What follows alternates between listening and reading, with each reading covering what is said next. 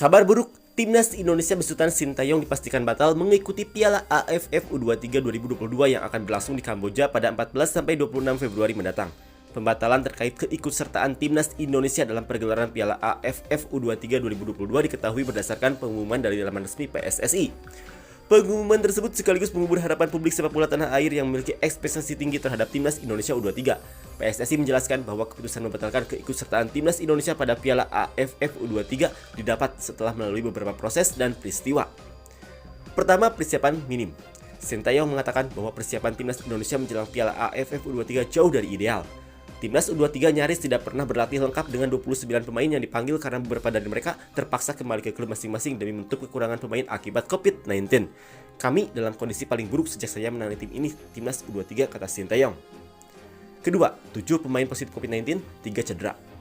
Kendala yang dialami Timnas Indonesia menjelang Piala AFF U23 mencapai puncak setelah 7 pemain dinyatakan positif COVID-19. Berdasarkan laporan PSSI, 7 pemain tersebut adalah Ronaldo Kuate, Muhammad Ferrari, Brahim Fatari, Taufik Hidayat, Irfan Jauhari, Ahmad Figo, dan Cahya Supriyadi. Selain itu, ada 4 pemain yang menunggu masa inkubasi.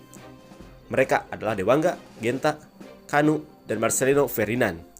Di samping 7 kasus positif COVID-19, terdapat 3 pemain Timnas Indonesia U23 yang mengalami cedera saat membela klub masing-masing. Mereka adalah Gunansar Mandawen, Ramai Rumakik, dan Muhammad Iqbal. Kondisi tersebut membuat Sintayong mengirim surat resmi kepada PSSI dan mengajukan pembatalan keikutsertaan Timnas Indonesia pada Piala AFF U23. Seusai berdiskusi, PSSI bersama Sintayong secara resmi membatalkan keikutsertaan Timnas Indonesia.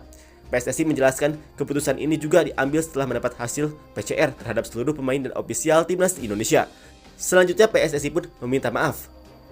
Dengan sangat menyesal, kami harus membatalkan keikutsertaan Indonesia di Piala AFF U23 karena alasan di atas.